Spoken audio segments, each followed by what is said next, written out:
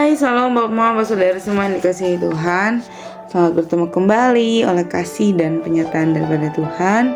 Sesenantiasa berharap kepada Tuhan, Bapak Mama semua, saudara semua dalam keadaan sehat walafiat dengan penuh rasa syukur kepada Tuhan.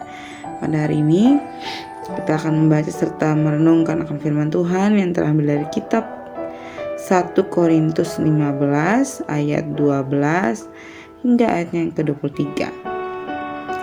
Namun sebelum itu, saya mengajak kita menyatukan hati dan pikiran kita di dalam doa. Kita berdoa. Bapa dalam surga, Bapa yang kami sembah lewat anak Yesus Kristus, terima kasih Tuhan untuk kasih dan setia daripada Tuhan. Kami boleh bangun di pagi hari dan tubuh sehat dan nyaman, dan menikmati aktivitas kami dengan penuh rasa syukur kepada Tuhan. Sekarang kami akan membaca serta merenungkan akan firman Tuhan.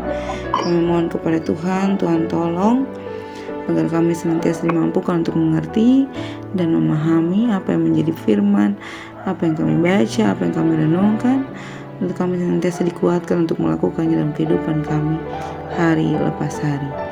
Mengampuni salah dosa kami Tuhan, di dalam nama Yesus Kristus kami telah datang dan berdoa. Amin. Salam Mama, saudara semua yang dikasihi Tuhan. Pembacaan kita terambil dari kitab 1 Korintus 15 ayat ayat 12 hingga ayat 23. 1 Korintus 15 ayat 12 sampai 23. Di bawah perikop kebangkitan kita. Jadi bila mana kita beritakan bahwa Kristus dibangkitkan dari antara orang mati, bagaimana mungkin ada di antara kamu yang menyatakan bahwa tidak ada kebangkitan orang mati? Kalau tidak ada kebangkitan orang mati, maka Kristus juga tidak dibangkitkan. Tapi andai kata Kristus tidak dibangkitkan, maka sia-sialah pemberitaan kami dan sia-sialah juga kepercayaan kamu. Lebih daripada itu, kami ternyata berdusta terhadap Allah, karena tentang Dia kami katakan bahwa Ia telah membangkitkan Kristus, padahal Ia tidak membangkitkannya. Kalau andai kata benar bahwa orang yang mati tidak dibangkitkan, sebab jika benar orang mati tidak dibangkitkan, maka Kristus juga tidak dibangkitkan. Dan jika Kristus tidak dibangkitkan, maka sia-sialah kepercayaan kamu, dan kamu masih hidup dalam dosamu. Demikianlah binasa juga orang-orang yang mati dalam Kristus, jikalau kita hanya dalam hidup ini saja menaruh pengharapan pada Kristus. Maka kita adalah orang-orang yang paling marang dari segala manusia. Tetapi yang benar ialah bahwa Kristus telah dibangkitkan dari antara orang mati sebagai yang sulung dari antara orang-orang yang meninggal. Sebab sama seperti maut datang karena satu orang manusia, demikian juga kebangkitan orang mati datang karena satu orang manusia. Karena sama seperti semua orang mati dalam persetubuhan Adam, demikian pula semua orang akan dihidupkan kembali dalam persetubuhan dengan manusia, dengan Kristus. Tetapi tiap-tiap orang menurut urutannya, Kristus sebagai buah sulung, sesudah itu mereka yang menjadi miliknya pada waktu kedatangannya. Demikian juga akan firman Tuhan. Yang dikatakan berbahagia adalah setiap kita yang tidak hanya membaca, mendengar, tetapi mau melakukannya dalam kehidupan kita hari lepas hari. Salam Bapak Mama, saudara semua yang dikasihi Tuhan. Selamat bertemu kembali. Kemana hari ini? Adakah sukacita di dalam diri dan pribadi kita? Ataukah kita masih saja melewatkan saat teduh untuk bersama-sama menyiapkan kesempatan waktu dengan Tuhan? Bapak Mama, Bapak Saudara yang dikasihi Tuhan, hari ini kita mau bahas tentang kebangkitan kita. Ini merupakan sesuatu yang menarik ya.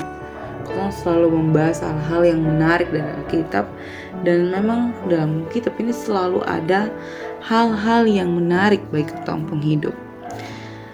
Menarik kenapa? Karena selama beberapa 1 bulan terakhir sampai pada hari Minggu kemarin, di hari-hari yang kemarin, dari hari Senin sampai hari Sabtu, terus membahas tentang kebangkitan Kristus. Tetapi di hari Sabtu yang indah ini kita diajak untuk melihat bagaimana kebangkitan diri kita pribadi, kita sendiri. Apa yang dimaksudkan dengan kebangkitan kita oleh Paulus? Ternyata Paulus memberikan maksud yang cukup sederhana, yakni kebangkitan kita adalah satu perwujud nyataan di mana Yesus Kristus telah menyatakan dirinya bangkit, lalu kita umat-umatnya, jemaatnya tentu akan mengalami hal yang sama, yakni kebangkitan dalam roh dan memperoleh hidup yang kekal bersama Yesus Kristus. Nah, kebangkitan ini, kebangkitan yang Yesus Kristus tunjukkan ini merupakan salah satu bentuk nyata di mana Ia adalah manusia, Ia adalah yang sulung, Ia adalah yang hidup di antara kita, dan Ia mewujud nyatakan kebangkitan itu.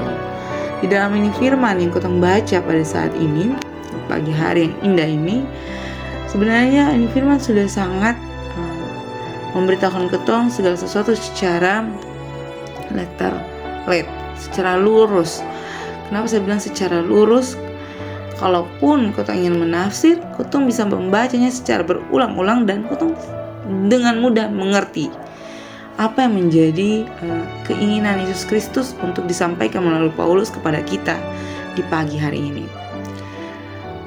Yesus mewujud nyatakan apa yang menjadi pemberitaannya. Supaya apa? Supaya setiap kita yang percaya kepadanya menjadi hidup di dalam Dia dan memperoleh kehidupan yang kekal itu. Jadi janjinya itu bukan hanya terhadap dirinya yang mengalami kebangkitan itu, tetapi kepada setiap kita. Bukan hanya kepada anaknya yang mengalami kebangkitan itu, tetapi setiap kita juga mengalami kebangkitan yang sama, yang mewujud nyatakan bahwa kita tidak lagi hidup di dalam dosa, melainkan kita hidup yang kekal di dalam Yesus Kristus. Bapak Mama, Saudara yang dikasihi Tuhan, kira-kira Bapak Mama percaya tidak bahwa dalam kehidupan kita sekarang ini, akankah kita mengalami satu kebangkitan?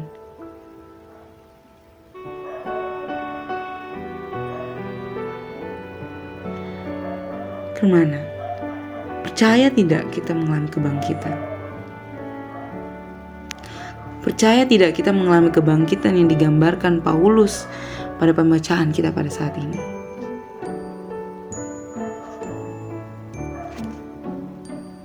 Bapak, Mama, Saudara semua yang dikasihi Tuhan, jangan sampai dari setiap kita menyatakan bahwa kita tidak percaya. Kenapa? Karena kalau kita tidak percaya, maka sia-sialah apa yang kotong percayakan, apa yang kotong imani dalam Yesus Kristus.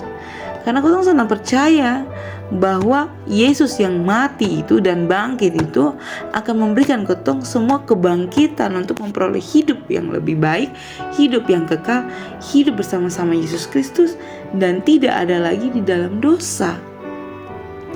Jadi kalau kotong percaya dengan sungguh-sungguh, kotong meyakini, kotong mengimani Yesus Kristus, berarti kotong juga mempercayai bahwa ke depan setelah kematian tubuh, kematian daging ini, kotong akan dibangkitkan melalui roh dan kotong akan hidup bersama-sama Yesus Kristus dalam kehidupan yang kekal.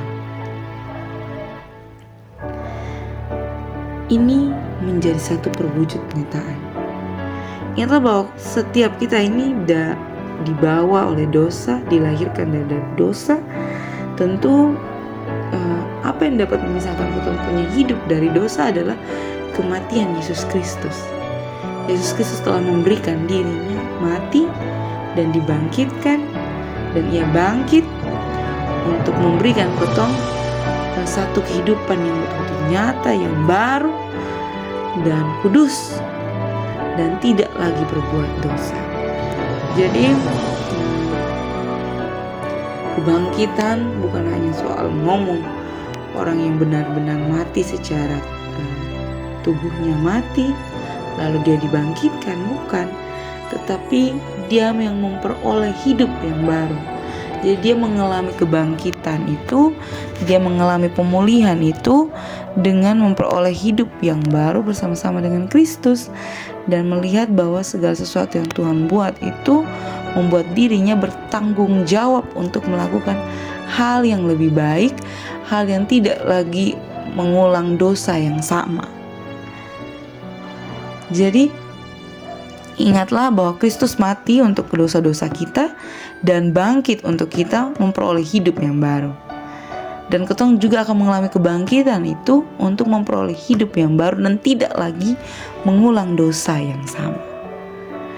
Tadi dalam firman itu Tuhan menegaskan di mana semua orang yang mati dalam persekutuan dengan Adam, semua orang yang akan dihidupkan kembali dengan persekutuan dengan Yesus Kristus. Jadi di sini menjelaskan bahwa semua orang dalam kemanusiaannya akan mati. Dia adalah manusia yang fana, dia adalah manusia yang akan habis di dalam dunia, di dalam bumi ini. Tetapi karena Yesus Kristus yang hidup itu, dia akan memperoleh kehidupan yang kekal, yang tidak akan ada akhirnya. Dia benar-benar akan hidup kekal bersama Yesus Kristus dan memuji membesarkan nama Yesus.